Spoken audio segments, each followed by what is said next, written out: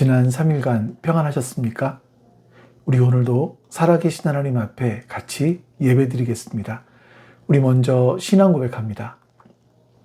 전능하사 천지를 만드신 하나님 아버지를 내가 믿사오며 그 외아들 우리 주 예수 그리스도를 믿사오니 이는 성령으로 잉태하사 동정녀 마리아에게 나시고 본디오 빌라도에게 고난을 받으사 십자가에 못 박혀 죽으시고 장사한 지 사흘 만에 죽은 자 가운데서 다시 살아나시며 하늘에 오르사 전능하신 하나님 우편에 앉아 계시다가 저리로서 산자와 죽은 자를 심판하러 오시리라.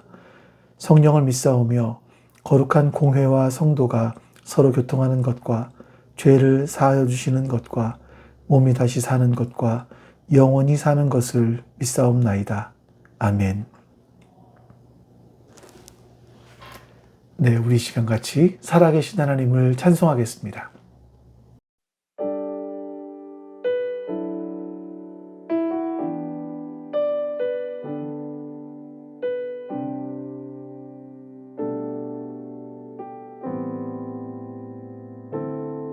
당신은 시간을 뚫고 이 땅 가운데 오셨네. 우리 없는 하늘 원치 않아 우리 삶에 오셨네. 자신의 편안 버리고 우리에게 평안 주셨네.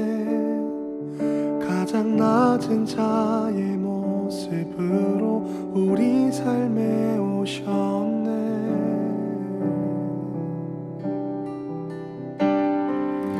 하나님 우리와 영원히 함께 하시네. 꿈 없는 우리에게 그 나라 보여주시네. 연약한 자들의 친구가 되어주시고 힘없는 우리의 인생을 위로하시네.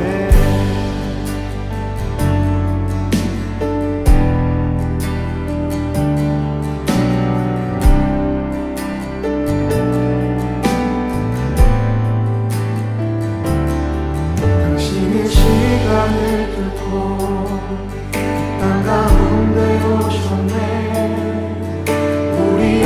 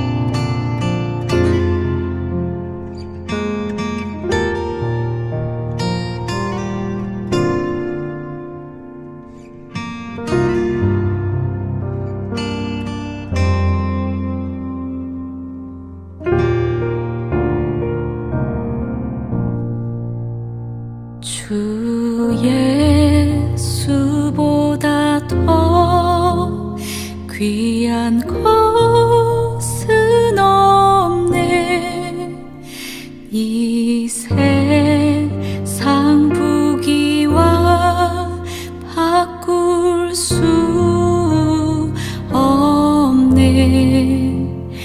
영주 근내 대신 돌아가신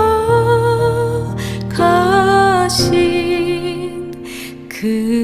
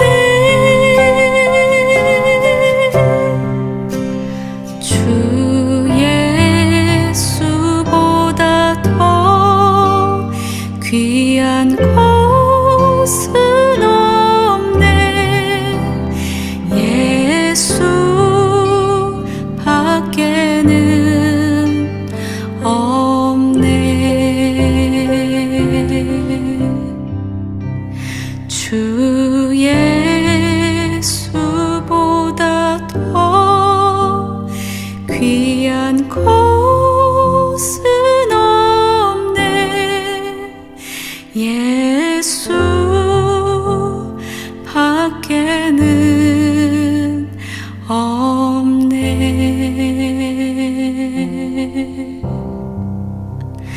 예수 밖에는 없네.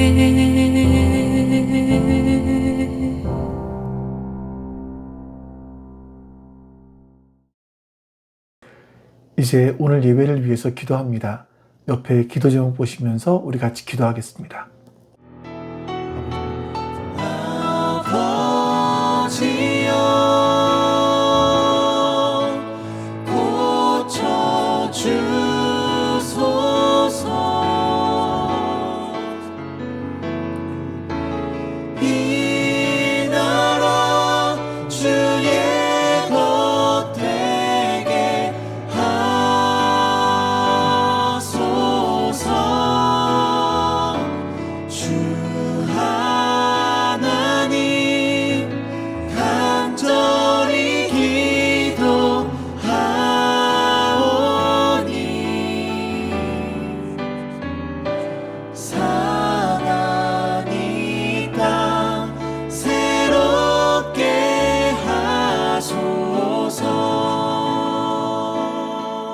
주님께서 오늘도 우리와 함께 하시사 이렇게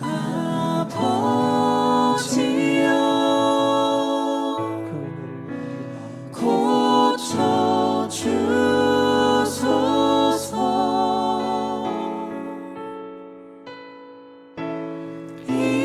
아버지 하나님, 오늘도 하나님 앞에 예배드릴 수 있는 이 놀라운 복을 주셔서 감사합니다.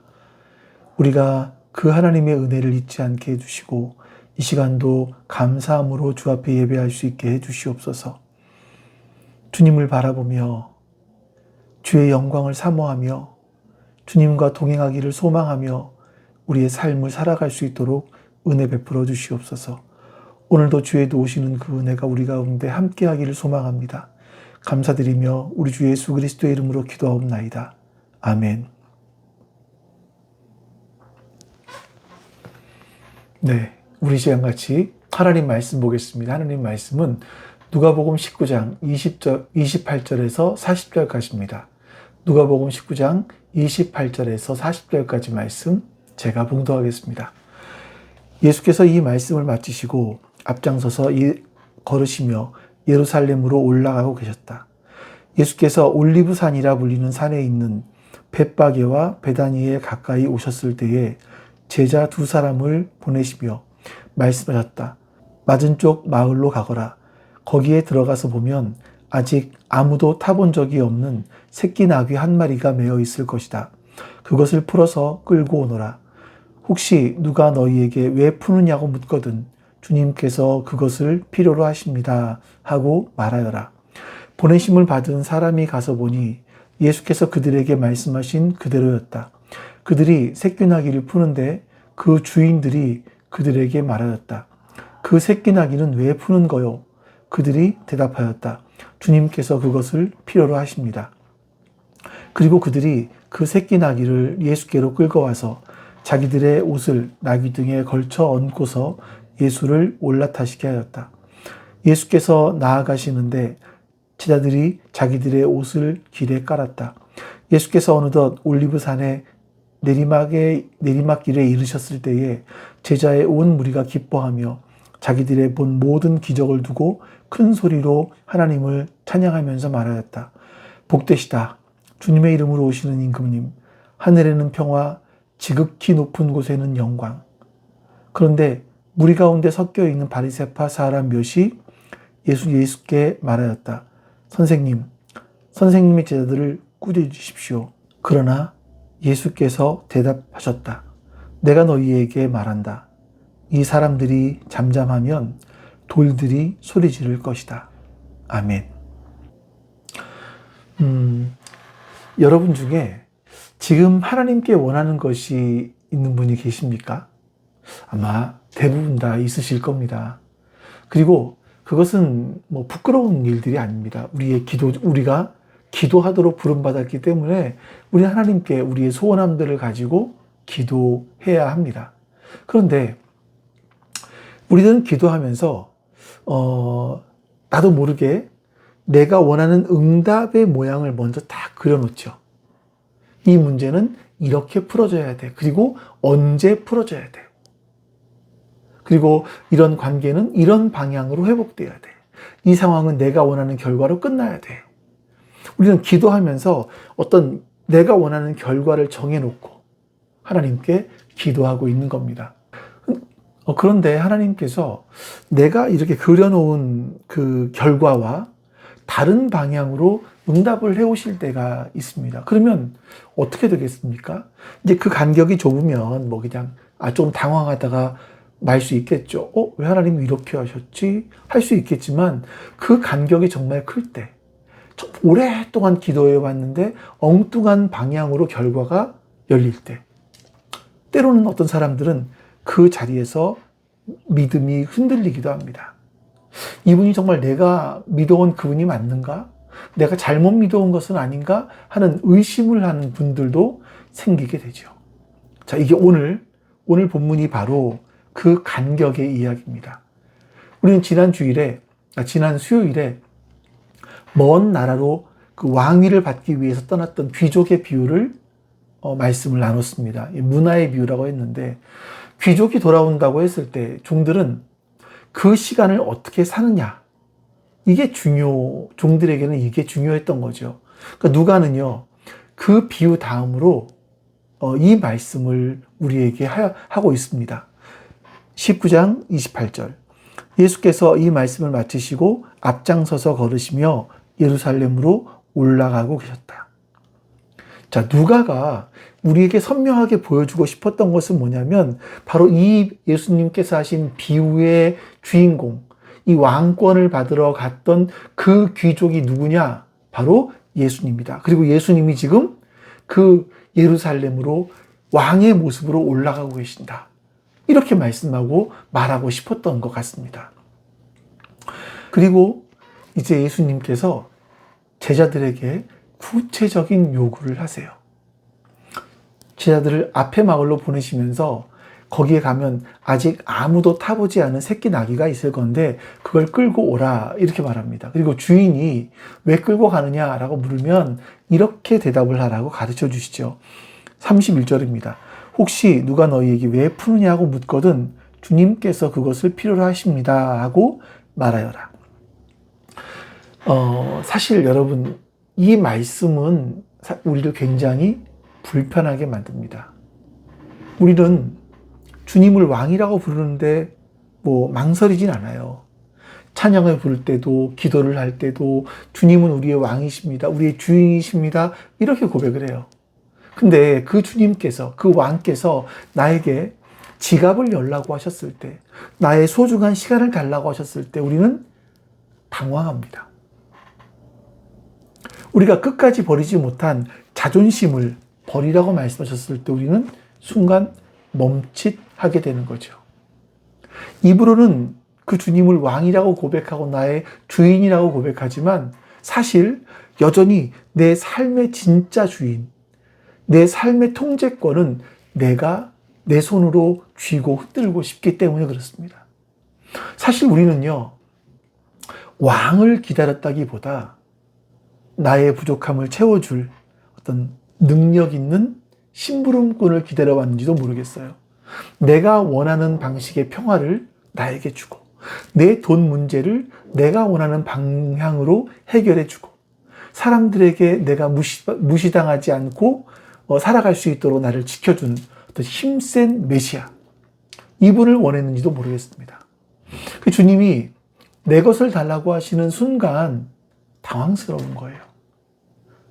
주님은 나에게 뭔가를 주셔야 되는 분이지 내 것을 가져가시는 분이라고 생각하지는 않았기 때문이죠.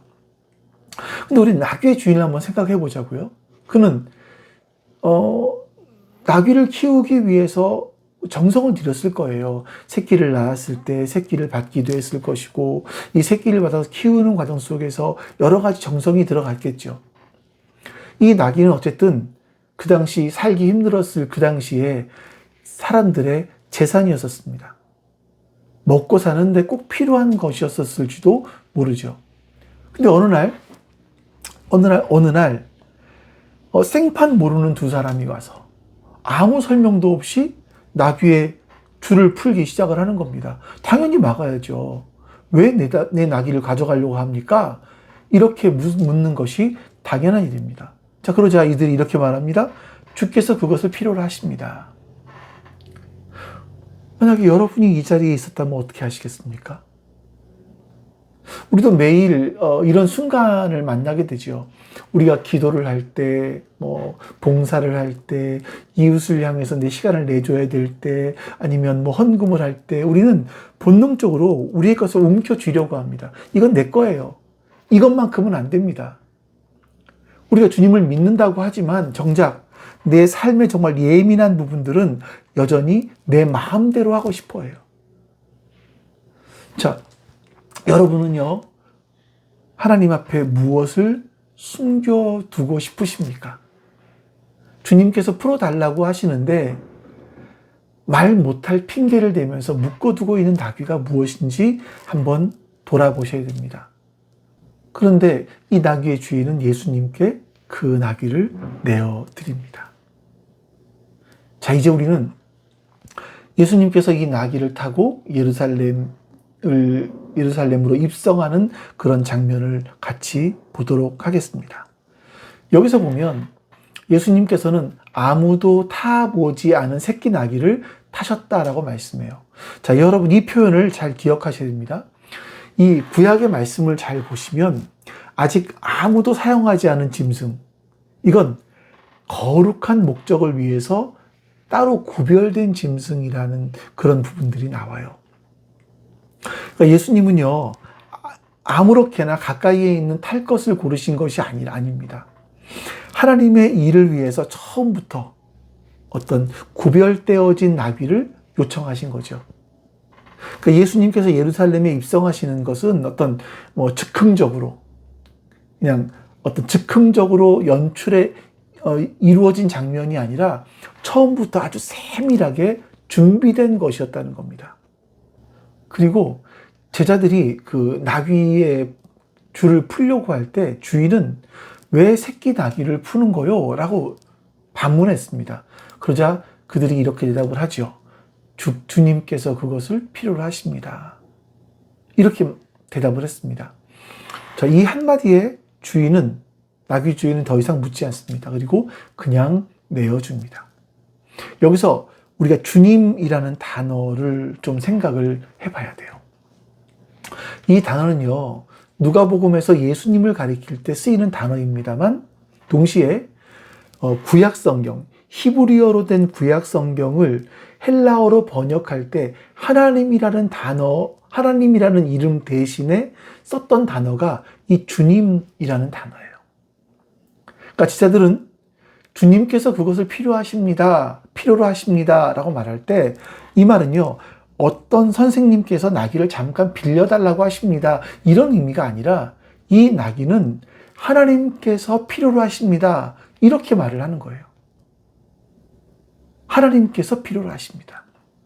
제가 지금까지 이 본문이나 비슷한 내용들을 설교하면서 이 나귀의 주인의 입장에 대해서는 설명해 드리지 않고 말씀 전해 드리지 않고 그냥 쉽게 지나쳤던 적이 대부분이었던 것 같습니다. 사실 이 나귀의 주인은요, 이름도 몰라요.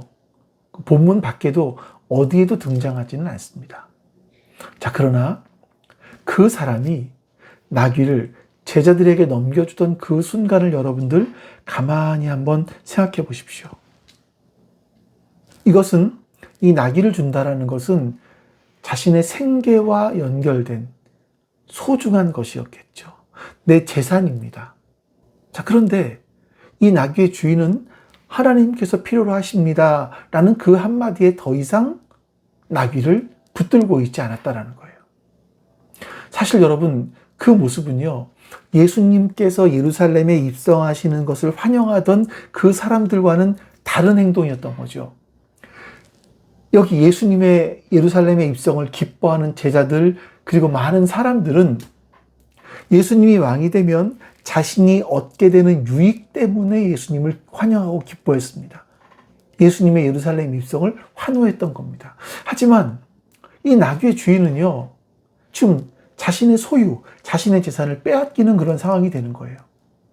그럼에도 불구하고 하나님께서 이것을 필요로 하십니다라고 말했을 때 자신의 소유를 움켜주지 않고 두말 없이 이 나귀를 내어 드렸다라는 겁니다. 여러분, 이 나귀의 주인의 모습을 통해서 우리의 모습을 한번 잘 비춰봐야 되지 않겠습니까? 나귀의 주인의 이 헌신, 그리고 우리는 어떤가? 한번 이 부분들을 여러분 자신을 깊이 한번 성찰해 보시기를 바랍니다. 자, 이제 우리는 예루살렘 입성 현장으로 다시 들어가 봅니다. 예수님께서 이제 이 나귀를 타고 올리브산을 내려오시고 계셨어요. 막 사람들이 엄청나게 환호를 지르고 있습니다. 그리고 자신들의 옷을 벗어서 겉옷을 예수님 오시는 길 앞에 깔았습니다. 이 당시 가난한 사람들에게 겉옷은 자신의 전 재산이었고요. 밤에는 그 난방이 없으니까 추위를 막아줄 수 있는 유일한 이불과도 같은 그런 것이었습니다. 낮에는 햇볕을 막아주고 밤에는 추위를 막아주고. 자, 그런데 자신의 옷을 먼지 바닥에 깔아놓는다. 이거는요, 단순하게 어떤 사람을 환영한다 이런 의미가 아닙니다. 성경을 보면 예후라는 사람이 나오잖아요. 이 예후가 예루살렘의 왕이, 이스라엘의 왕이 될 때 사람들이 자신의 겉옷을 깔아놓았습니다. 그러니까 지금 이 사람들이 하라고 하는 것은 뭐냐면 예수님께서 로마의 지배를 끝내줄 강한 왕이 되어주시기를 지금 온몸으로 요구하고 있었던 거죠. 아마도 사람들의 막 심장이 뛰었을 것 같아요. 야, 병든 자를 고치시는 그 예수님, 죽은 자를 살리시는 그 예수님, 그 예수님이 드디어 예루살렘으로 들어오시는 겁니다. 이제 저 로마의 군대를 단숨에 몰아내고요. 이스라엘의 최고 부강했던 그 다윗 왕 때와 같은 시절을 다시 우리에게 열어줄 것을 기대하면서 하늘을 찌르듯이 예수님을 환영했던 겁니다. 38절에 이렇게 고백을 했어요. 복되시다. 주님의 이름으로 오시는 임금님. 하늘에는 평화, 지극히 높은 곳에는 영광.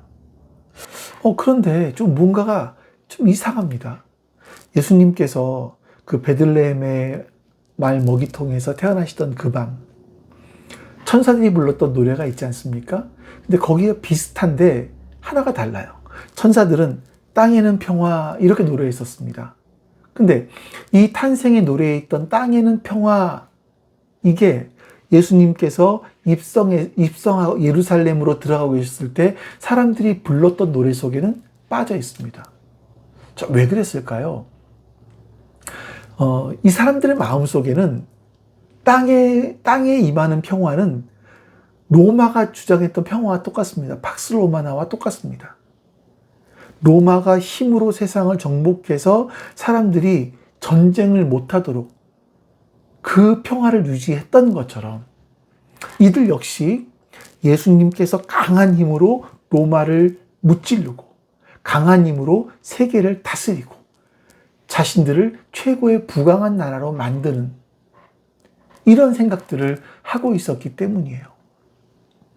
자신들의 욕심을 이 땅에서 채우기 위해서 하늘의 평화를 강제로 끌어내리려는 겁니다. 그래서 자신들의 무기로 삼으려는 거죠. 힘으로 세상을 다스리는 그 평화. 겉으로는 예수님께서 왕이 되시는 것을 향해서 예배하는 것처럼 보이지만 그 속을 잘 들여다보면 자신의 욕심을 채우려는 마음에 불과한 겁니다. 주님은요, 내가 원하는 것을 이루어줄 때만 환영받는 구원자였던 겁니다. 그래서 이 제자들의 환호는요, 바로 우리의 삶의 거울이기도 해요. 우리 역시 주님이 내가 원하는 것을 이루어 주실 때 우리는 나뭇가지를 흔들며 기뻐합니다. 내 고집을 꺾으라고 하실 때에는 그냥 언제 그랬냐는 듯이 뒤돌아서는 게 바로 우리의 모습은 아닌가 하는 생각이 들어요. 자, 바로 이때 바리새인들이 끼어들어서 그들의 찬양을 막습니다. 이렇게 말을 하죠. 그런데 무리 가운데 섞여 있는 바리새파 사람 몇이 예수께 말하였다. 선생님의 제자들을 꾸짖어 주십시오. 이게 이제 어떤 상황이냐면, 그 사람들이 자신의 겉옷을 길에 까는 그 행위는 로마 사람들의 눈으로 볼 때는요, 이 유대인들이 지금 새로운 왕을 세우려고 하는 반역이구나, 이렇게 보일 수 있었다라는 거예요. 그러면 또다시 피바람이 불잖아요. 이러다 보니까 바리새인들의 입장에서는 이 로마의 눈에 날 행동을 하지 말도록 예수님께서 제자들을 꾸짖어 달라, 이렇게 말씀하시는 거죠. 하지만 여러분, 로마의 총독인 빌라도가 하얀 말을 타고 반짝거리는 방패를 들고 창을 들고 그 행진하고 있는 그 모습처럼 예수님은 큰 말을 타고, 전쟁 말을 타고 예루살렘에 입성하시지 않고 새끼 나귀를 타고 입성하셨을까? 여기에 대해서는 아무런 관심이 없었습니다. 예수님은요, 단호하게 대답을 하세요. 그러나 예수께서 대답하셨다. 내가 너희에게 말한다. 이 사람들이 잠잠하면 돌들이 소리 지를 것이다. 이건 여러분 굉장히 아주 깊은 선언입니다. 이 왕의 통치는 사람들의 인정에 달려있지 않다라는 거예요. 내가 지쳐서 내 기도가 멈추더라도, 내가 실망해서 하나님의 손을 놓은 것 같을지라도, 이 왕은, 하나님은 실제로 흔들리지 않으십니다. 이 창조 세계가 이미 그것을 알고 있는 거죠. 그런데 바로 이 자리에서 더 중요한 장면이 펼쳐집니다. 찬양 받으시던 예수님이 갑자기 멈추세요. 다음 주에 볼 장면인데, 지금 예루살렘 성이 하늘에 내려다 보이는 비탈길에서 예수님은 잠시 멈춰서 울고 계셨습니다. 그냥 조용히 눈물을 흘리신 것이 아니라 가슴 깊은 곳에서부터 흘러나오는 막 창자가 끊어질 듯한 아픔으로 통곡하시는 그런 예수님이셨습니다. 사람들은 기뻐서 겉옷을 깔고 종려나무 가지를 흔들면서 예수님을 노래했습니다. 하지만 그 찬양을 받으셔야 될 예수님은 지금 얼마 지나지 않으면 무너져 버리게 될 그 도시를 바라보면서 통곡을 하고 계셨던 겁니다. 예수님은요, 지금 저 사람들의 환호성이 불과 며칠이 지나면 저 사람을 십자가에 못 박으십시오 라고 하는 저주로 바뀔 것을 알고 계셨습니다. 사람들이 그토록 원했던 그 힘의 평화가 결국 예루살렘 전체를 로마의 군대 발 밑에 처참하게 짓밟히게 할 것을 알고 계셨습니다. 예수님은 그것을 미리 보시면서 길을 멈춰서서 울고 계셨던 거죠. 사실 우리는 평화를 원한다고 말하지만 사실은요, 더 센 힘을 원하는 거예요. 통장에 돈이 더 많이 있어야 마음이 편할 것이라고 생각을 합니다. 내가 더 높은 자리에 올라가야만 아무도 나를 함부로 대하지 못할 것이라고 생각을 해요. 그러면 진짜 내 인생에 평화가 올 것이라고 착각을 합니다. 하지만 여러분, 그렇게 힘으로 얻어낸 평화는요, 언젠가 더 큰 힘 앞에서는 무너지게 되어 있는 거예요. 예루살렘이 망한 것은 옛날 이야기가 아닙니다. 내가 내 삶의 주인이 되어서 내 마음대로 평화를 만들려 하는 그런 모든 인생들은요, 결국 맞이하게 되는 슬픈 결말인 겁니다. 우리의 머리와 힘으로 도무지 진짜 평화는 만들어낼 수가 없는 거죠. 주님은 그것을 알고 계신 겁니다. 그래서 우셨던 거죠. 근데 주님은 나귀의 방향을 돌리지 않으세요. 저라면 그 자리를 떠났을 것 같아요. 내 진심도 몰라주고 자기 이익만 챙기려고 하는 사람들 앞에서 우리는 보통 정을 끊어버립니다. 배신감이 들기 때문이겠죠. 자, 여러분 어떠셨습니까? 내가 주는 사랑이 완전히 무시당할 때 그냥 지나칠 수 있겠습니까? 근데 주님은 묵묵히 그냥 앞을 향해 나아가시는 거예요. 자신을 십자가에 못 박으라고 소리치는 그 사람들의 변덕을 뻔히 아시면서 그냥 그들이 깔아놓았던 그 겉옷 위를 밟으면서 지나가십니다. 수백 년 전에 스가랴 선지자는요, 이 왕을 이렇게 예언했습니다. 도성 시온아, 크게 기뻐하여라. 도성 예루살렘아, 환성을 울려라.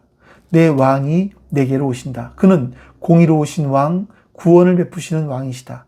그는 온순하셔서 곧 나귀 새끼인 어린 나귀를 타고 오신다. 아멘. 여러분, 여기서 눈에 걸리는 단어가 있습니다. 구원을 베푸시는 왕이에요. 자, 이 왕은 나귀를 타고 오시는 그것이 그냥 온순하셔서 겸손한 모습을 보여주기 위해서 그렇게 한 것이 아닙니다.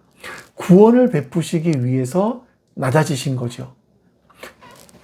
예수님의 낮아짐 자체가 그 왕의 통치 방식인 거예요. 하나님의 통치 방식인 거예요. 그리고 예수님의 낮아짐 자체가 동시에 하나님의 구원을 이루는 방식이었다는 겁니다. 여러분, 이 부분을 기억하셔야 돼요. 하나님의 통치 방법은 세상의 힘의 원리로 세상을 정복하는 방법이 아니라 낮아지심으로 세상을 구원하시는 방식. 이게 하나님의 통치 방식이라는 것을 여러분 기억하셔야만 합니다. 자, 그 나귀가 걸어가는 길이 어디로 이어지는지 이제 보이지 않으십니까? 예루살렘으로 들어가는 그 길은 십자가로 이어지는 그 길입니다. 환호를 받으시던 그 왕은 며칠이 지나면 가시 면류관을 쓰세요. 사람들이 자신의 겉옷을 깔아드렸던 그 사람들이 이제는 예수님을 십자가에 못 박으라고 소리쳤습니다. 군중들이 주의 이름으로 오시는 왕 이렇게 소리치지만 그 자리가 이 왕의 진짜 왕좌가 아니었습니다. 이 진짜 왕이신 예수님의 왕좌는 바로 골고다, 언덕의 십자가였던 겁니다. 그 자리에서 이루어진 일이 복음이에요. 사람들이 그토록 원하던 평화, 하나님과 우리 사이에 진짜 화목하게 되는 상태, 이것은요, 사람들의 환호 속에서 완성되지 않았습니다. 아무도 환호하지 않는 자리에서, 모두가 떠나버린 자리에서 이 왕이 다 이루었다 라고 외치시던 그 순간에 이루어진 겁니다. 내가 기대하던 방식으로 오지 않은 이 왕이 사실은요, 내가 감히 생각하지도 못했던 방식으로 나를 위해 오신 겁니다. 내가 기대하던 방식으로 오지 않은 이 왕은요, 사실은 내가 감히 상상하지도 못했던 방식으로 나를 위해 오신 겁니다. 내가 꿈꾸었던 기도의 모양대로 오시지 않으신 것이 아니라 내가 내 기도에 담지 못하는 더 깊은 필요를 채우기 위해서 예수님은 다른 문을 열고 오신 겁니다. 서론에서 우리는요, 주님께서 그것을 필요로 하십니다 라는 말씀이 마치 내 것을 빼앗아가는 당황스러운 요구처럼 느껴진다, 이런 생각을 했었습니다. 그런데 십자가를 지나고 나면 이 말씀의 뜻은요, 완전히 달라집니다. 온 우주를 지으신 하나님이 도대체 뭐가 아쉬워서 우리 것을 필요로 하시겠습니까? 사실 모든 것이 다 하나님의 것이 아닙니까?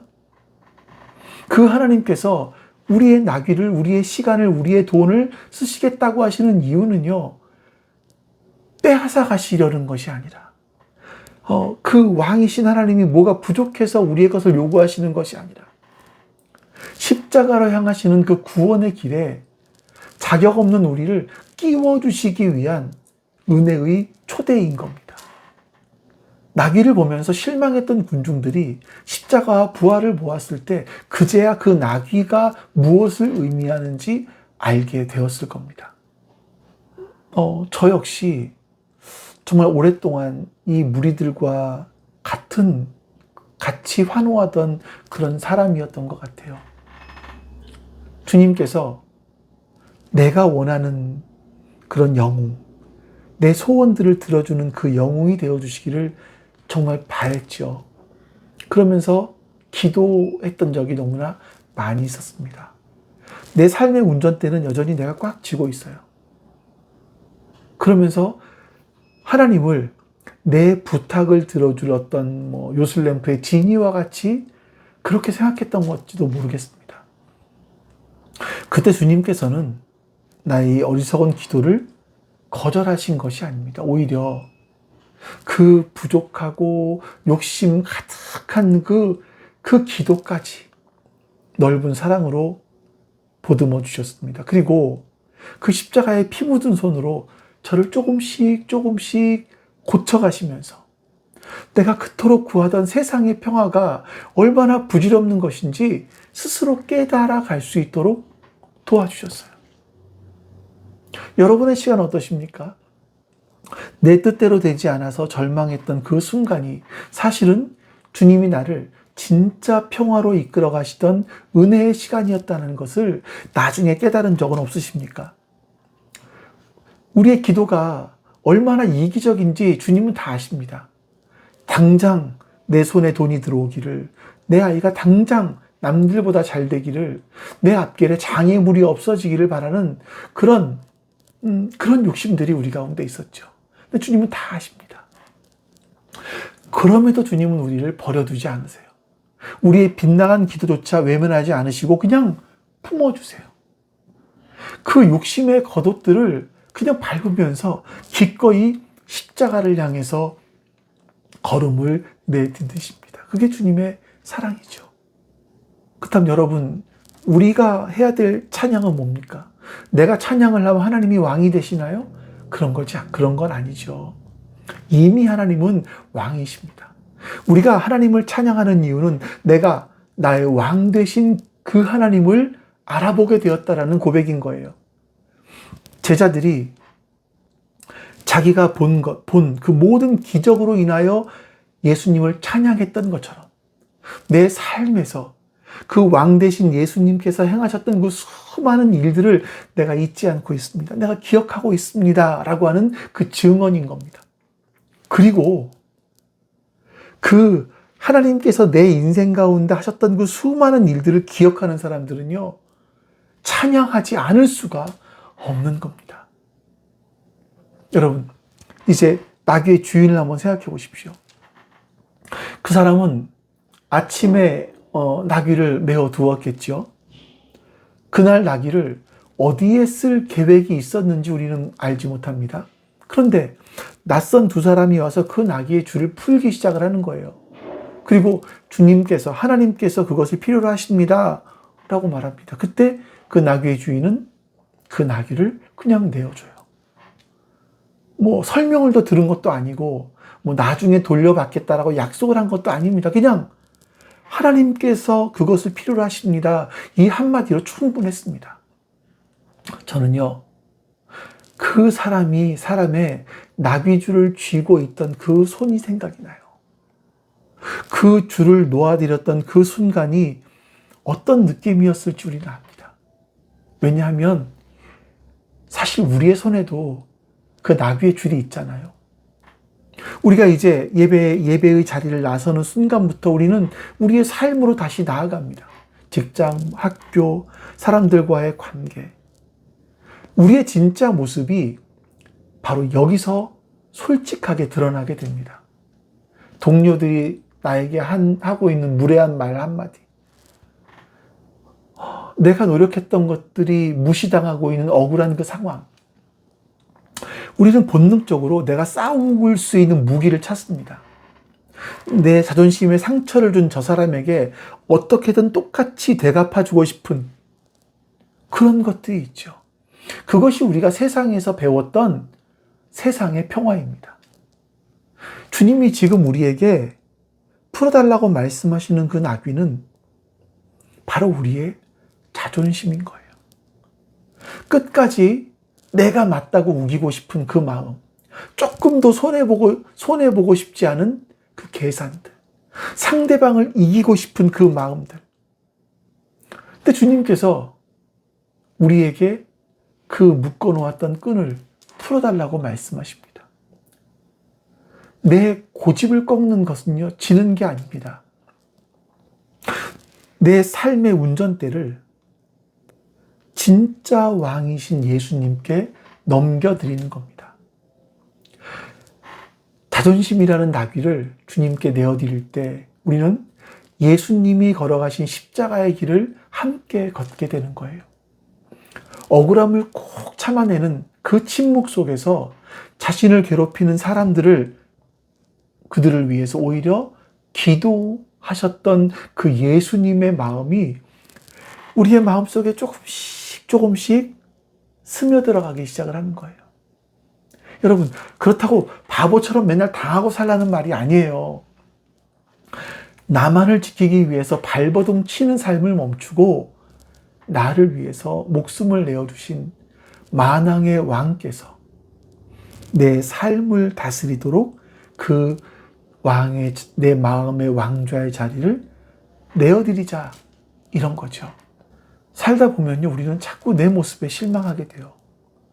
여전히 내놓지 못한 나귀를 등 뒤에 숨겨놓고 겉으로는 잘 믿는 척하면서 이중적인 삶을 살아가는 그 모습이 참 짜증이 날 때가 있어요. 근데 주님은요, 그 비뚤어진 마음조차 불쌍히 여겨주십니다. 그리고 십자가의 보혈로 우리를 덮어주시죠. 우리 잘못들을 덮어주십니다. 겉옷을 바닥에 깔고 소리치는 그 사람들 속에서 나의 연약함을 품고 그 십자가의 길을 걸어가시는 주님을 한번 바라보십시오. 우리의 실패보다 하나님의, 예수님의 은혜가 훨씬 더 큽니다. 주님은 오늘도 상처난 그 손으로 우리의 이 이기적인 어깨를 감싸 안으세요. 나귀를 타고 오신 왕은 십자가 위에 왕이 되셨습니다. 십자가 위의 왕은요, 부활의 왕이 되셨습니다. 그리고 부활하신 왕은 지금 이 순간에도 우리들의 삶의 문 앞에 서 계십니다. 질문은 더 이상 어떤 왕을 원하는가가 아닙니다. 이미 우리 앞에 와 계신 그 왕을 지금 내가 들어오게 할 것인가, 모셔드릴 것인가 라는 거죠. 이 왕이신 주님께서 하신 일들을 기억하는 사람들은요, 돌들이 소리 지르기 전에 먼저 소리를 지르게 됩니다. 나귀의 줄을 내어드리는 그 손에서 찬양이 시작되는 거예요. 여러분, 내일 아침에 여러분의 삶의 문을 여실 때 십자가의 평화가, 주님의 평화가 가득하시기를 축복합니다. 여러분, 세상에 쫄지 말고 당당하게 세상을 향해서 나아가시길 바랍니다.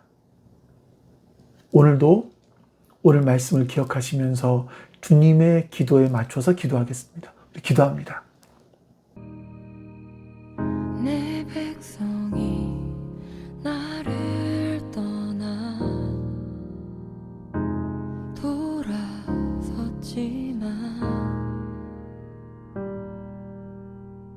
내 사랑이 내 백성을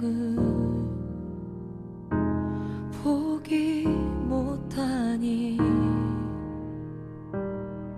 내 모든 것 내어주고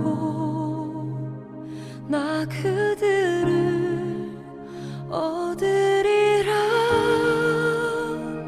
여호와께 돌아가자. 우린 돌아서도 그는 변치 않네. 여호와께 돌아가자. 우린 넘어져도 그 사랑